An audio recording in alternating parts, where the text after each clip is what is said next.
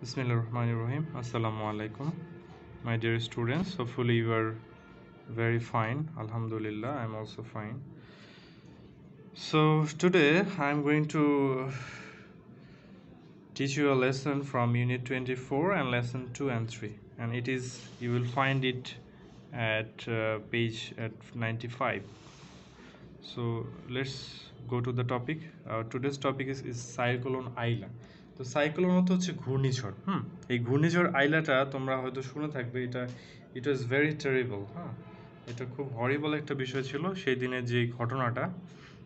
একজনের life story থেকে আমরা আজকে জানবো। সো আমরা টেক্সটটা একটু ভালো মতো বুঝি, তারপর আমরা বাকি বিষয় নিয়ে কথা বলবো। সো সাইক্লোন আইলা বা ঘূর্ণিঝড় Aila. Babul and his family live on the island of Dublarchar. Babul এবং তার পরিবার, ফ্যামিলি অর্থ পরিবার, লিভ অর্থ বাস করে, তো তারা বাস করে কোথায়? এই দুবলারচরের একটা আইল্যান্ডে। আইল্যান্ড অর্থ হচ্ছে দ্বীপ। আমরা তাহলে একটা নতুন শব্দ পেলাম যেটার অর্থ হচ্ছে দ্বীপ। আইল্যান্ড, আইল্যান্ড অর্থ কি বলো? দ্বীপ। Life is good for the family now. এখন দেখো এই পরিবারের জন্য জীবনটা এখন কিন্তু সুন্দর। জীবনটা এখন সুন্দর, পরিবারের সব কিছুই ঠিকঠাক মতো চলছে, এই জন্য বলা হচ্ছে life is good for the family now. But that wasn't true after cyclone Aila. কিন্তু সাইক্লোন আইলার পরে এটা কিন্তু এমন ছিল না, এটা সত্য ছিল না। বাবুল ডাজন্ট রিমেম্বার সাইক্লোন আইলা। তাহলে বাবুল দেখো এই সাইক্লোন আইলার কথা মনে করতে পারে না বা স্মরণ করতে পারে না। But his parents often talk about that terrible night in 2009। কিন্তু দেখো তার মাতা পিতা এই যে টেরিবল অর্থ ভয়ানক, টেরিবল অর্থ কি ভীষণ রকম ভয়ানক একটা ইনসিডেন্ট, যেটাকে বলা হচ্ছে টেরিবল। ওকে, সো ওই তার বাবা মা কিন্তু এটা নিয়ে প্রায়ই কথা বলে এবং যে কারণে সে তাদের কাছ থেকে এটা সম্পর্কে সে জানতে পারে। তো এটা ছিল আমাদের মোটামুটি ফার্স্ট টেক্সটের প্রথম অংশটা। পরের অংশটা আমরা যাব। দেখো তার আগে দেখো কিছু পিকচার্স দেওয়া আছে, এখান থেকে আমরা একটা ধারণা করতে পারি যে সাইক্লোন বিষয়টা বা ঘূর্ণিঝড় বিষয়টা হচ্ছে কি এক ধরনের প্রচণ্ড বেগ বা গতিসম্পন্ন বাতাস, মানে ঘূর্ণনের আকারে আসে। দ্যাটস ওয়াই এটার নাম কিন্তু সাইক্লোন বা ঘূর্ণিঝড়। বুঝতে পেরেছো? সো পরের অংশটাতে আসো, চলো। Babul's father had a grocery shop and his mother worked in a fish farm. তাহলে বাবুলের বাবার কি ছিল? একটা গ্রোসারি শপ। গ্রোসারি শপ অর্থ হচ্ছে মুদি দোকান। আমি আবার বলছি, গ্রোসারি শপ অর্থ কি? মুদি দোকান। And his mother worked in a fish farm, মৎস্য খামার। ফিশ ফার্ম অর্থ কি? মৎস্য খামার। তাহলে তার মা কোথায় কাজ করতো? মৎস্য খামারে কাজ করতো। They had a small house. তাদের কি ছিল? ছোট্ট একটা ঘর ছিল। That they shared with Babul's grandparents. তারা কি করতো? ছোট্ট ঘরটাই তারা তাদের দাদা দাদির সাথে মিলেমিশে থাকতো বা তাদের সাথে শেয়ার করতে হতো। Babul was just a baby. ওই সময় বাবুল কেমন ছিল বলো? বাবুল ওই সময়টাতে একেবারেই ছোট ছিল, একেবারে শিশু ছিল বা একেবারে বাচ্চা ছিল। তারপরে কি ঘটলো দেখো, বাট হিজ সিস্টার নিপা। তাহলে বাবুলের একটা সিস্টারের কথা কেন আমরা জানতে পারলাম। হোয়াটস হার নেম? তার নাম কি বলো? নিপা। তাহলে বাবুল সিস্টার ইজ নিপা, বাবুলের বোন হচ্ছে নিপা। এখান থেকে আমরা একটা কোশ্চেন জানলাম, কোশ্চেন অ্যান্সার জানলাম। Was 6 years old। Sir how old was Nipa at the time of cyclone Aila? Cyclone আইলার সময় এই নিপার বয়স কি ছিল? বয়স কত ছিল? 6 years old। Nipa was 6 years old at the time of cyclone Aila. Cyclone আইলার সময় নিপার বয়স ছিল 6 বছর। তাহলে দেখো অ্যাট দ্য সেম টাইম একই সাথে কিন্তু আমরা অ্যান্সারিং কোশ্চেনটাও এখান থেকে চাইলে শিখে নিতে পারি এবং সেই কাজটাই কিন্তু আমরা করলাম। তারপর দেখো Babul's father told him what happened that day. তাহলে বাবুলের বাবা তাকে বলল, কি বলল? হোয়াট হ্যাপেন্ড দ্যাট ডে, ওই দিন কি ঘটেছিল সেটা তাকে বলল। There was light rain in the morning on 25 May.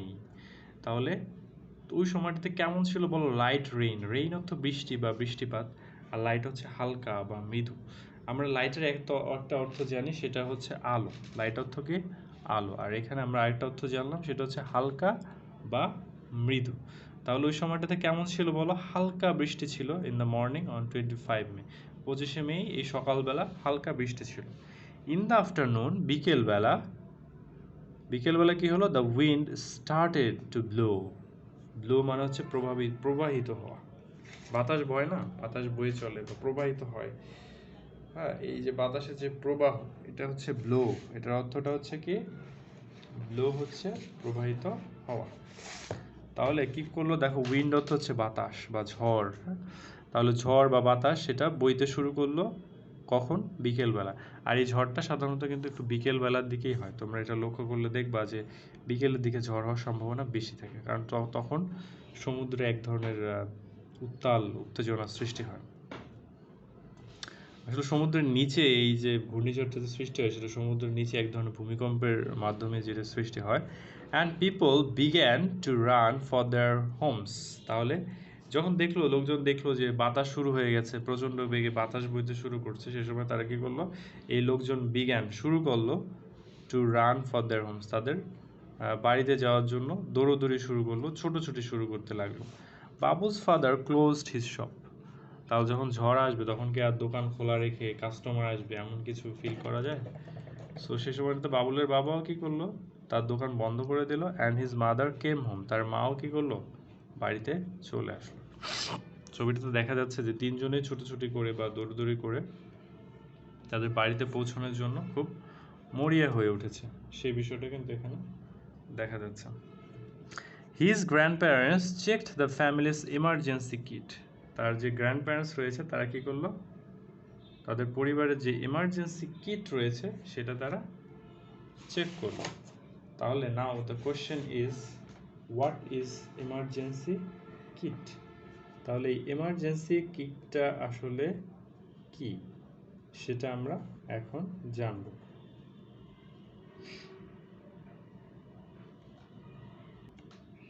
তাহলে এমার্জেন্সি কিটটা হচ্ছে যে মানে জরুরি, এমার্জেন্সি অর্থ হচ্ছে জরুরি, ঠিক আছে?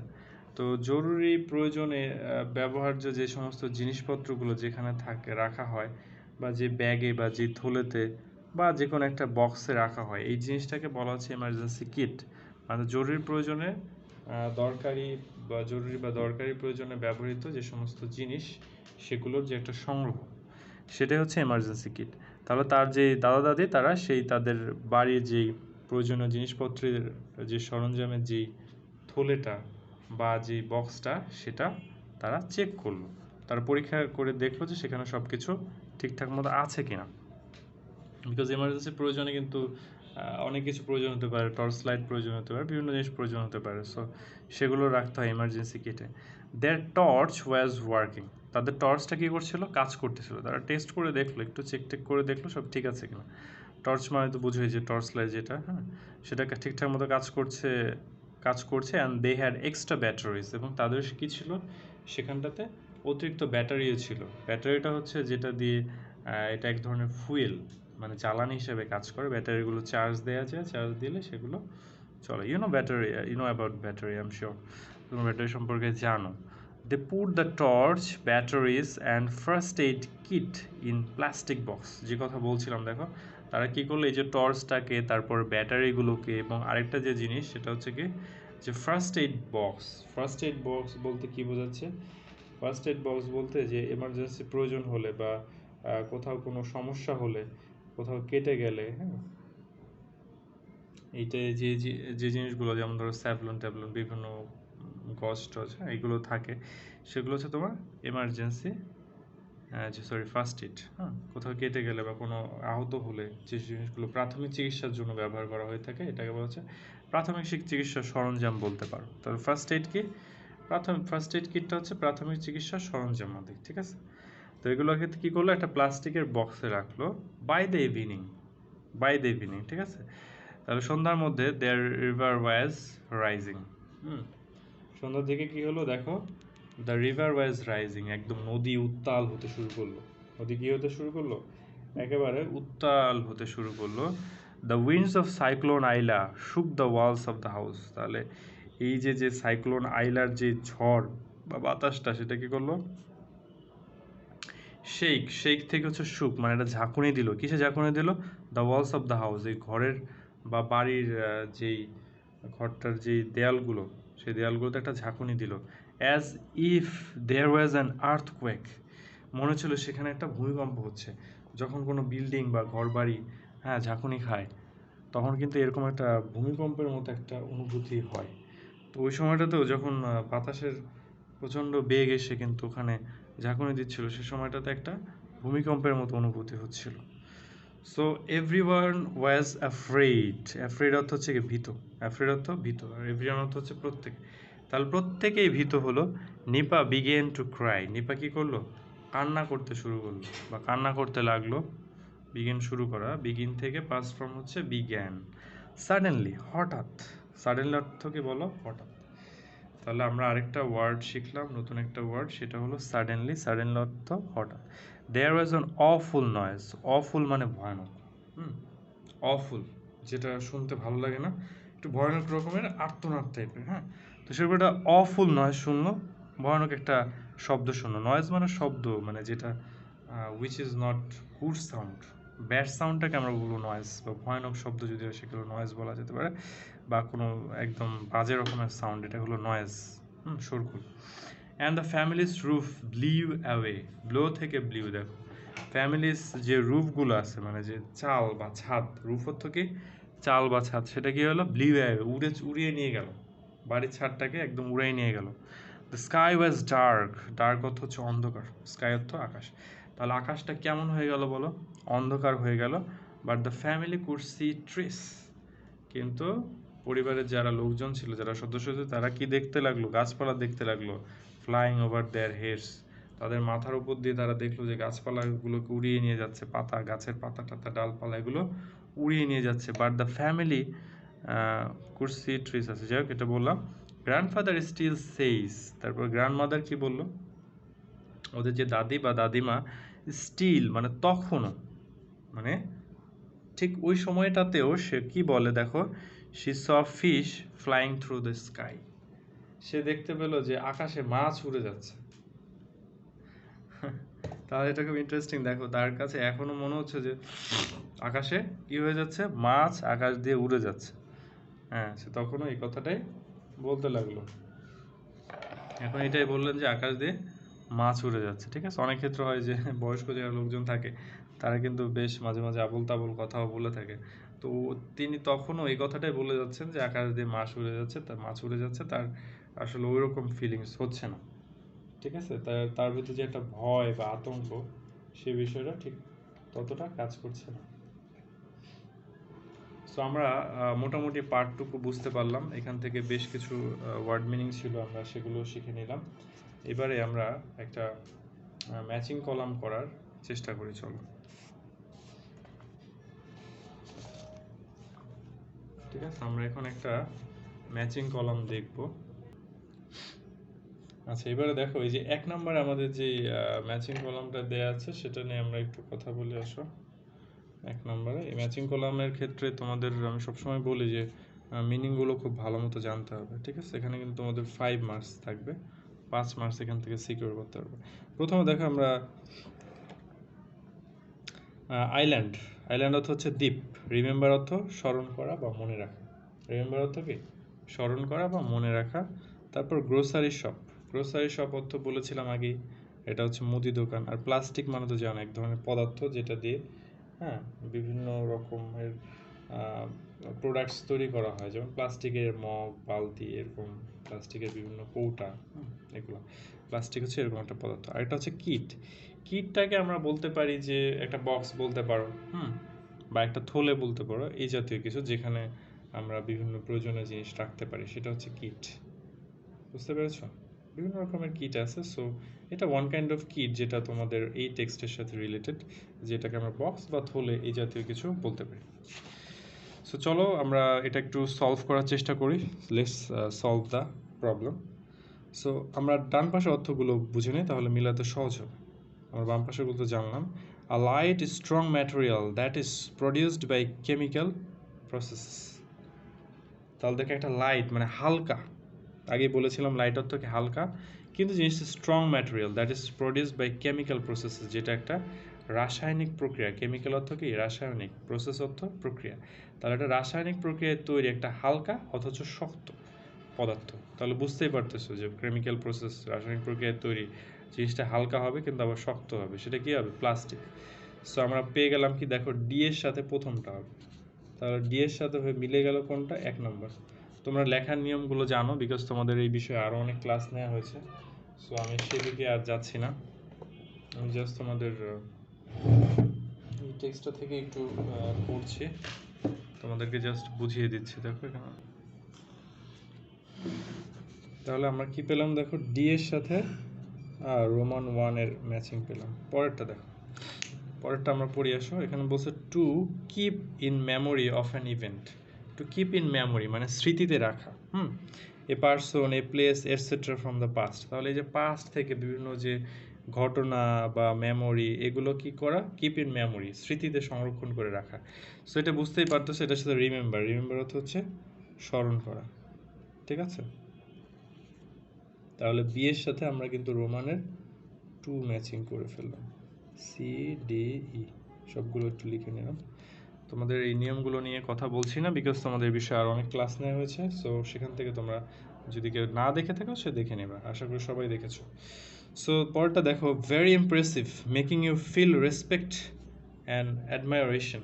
তো ভেরি ইমপ্রেসিভ, যে জিনিসটা খুবই ইমপ্রেসিভ মানে যেটা তোমাকে খুব বেশি আকৃষ্ট করে, এটাকে বলা হচ্ছে impressive. Making you feel respect and admiration, যেটা তোমার মধ্যে একটা শ্রদ্ধার একটা ফিলিং তৈরি করে, অনুভূতি তৈরি করে, এবং অ্যাডমারেশন মানে প্রশংসার অনুভূতি তৈরি করে। সো এই বিষয়ের সাথে এখানটাতে কোনো মিল আমি পাচ্ছি না, সো এটা কাটা, এটা কোনটার সাথে হবে না। A set of tools or equipment that you use for a particular purpose. So দেখো সেট অফ টুলস মানে বেশ কিছু যন্ত্র বা সরঞ্জামাদির যে একটা সেট অথবা ইকুইপমেন্ট, যেটা তুমি তোমার একটা পার্টিকুলার পারপাস, একটা নির্দিষ্ট উদ্দেশ্যে ব্যবহার করে থাকো। তাহলে এটাকে আমরা বলতে পারি কি বলতো, কিট।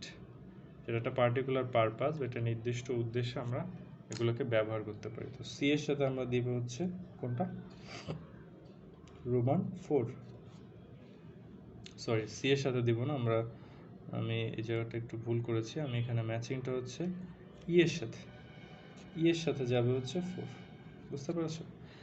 নেক্সট দেখো, feelings of being very impressed by something or somebody. একই রকম এই 3 নাম্বারের সাথে 5 নাম্বার প্রায় কাছাকাছি, কোনো এটার সাথে কোনো মিল নেই। 6 নাম্বার দেখো, আর shop that sells food and other things used in the home. তাহলে একটা দোকান যেখানে বিক্রি করা হয় যে যেগুলো বাসা বাড়িতে যেগুলো ব্যবহার করা হয়, এই ধরনের জিনিসপত্র বিক্রি করা হয়, তো সেই দোকানটাকে আমরা কি বলবো, grocery shop obviously. So C এর সাথে হবে কোনটা, 6 হবে, রোমান 6 হবে হচ্ছে সি এর সাথে, বুঝতে পেরেছো। সি এর সাথে রোমান 6 ম্যাচিং হবে। দেন দেখো আমরা লাস্টেরটা যেহেতু বুঝতেই পারতেছো, piece of land that is completely surrounded by water. তাহলে এমন এক খণ্ড জমি, পিস অফ ল্যান্ড মানে কি, এক খণ্ড জমি বা এক টুকরা জমি, দ্যাট ইজ কমপ্লিটলি পুরোপুরিভাবে সারাউন্ড ঘিরে থাকে বাই ওয়াটার, পানি দিয়ে ঘিরে থাকে। সো এটার সাথে কিন্তু আমরা মিল পাচ্ছি কি প্রথমটার। তাহলে এটা কি হবে, এর সাথে আমরা লিখবো কোনটা, 7টা লিখব, এর সাথে মিলব কোনটা, 7টা। তাহলে দেখো আমাদের সবগুলোই কিন্তু হয়ে গেছে, বুঝতে পেরেছ।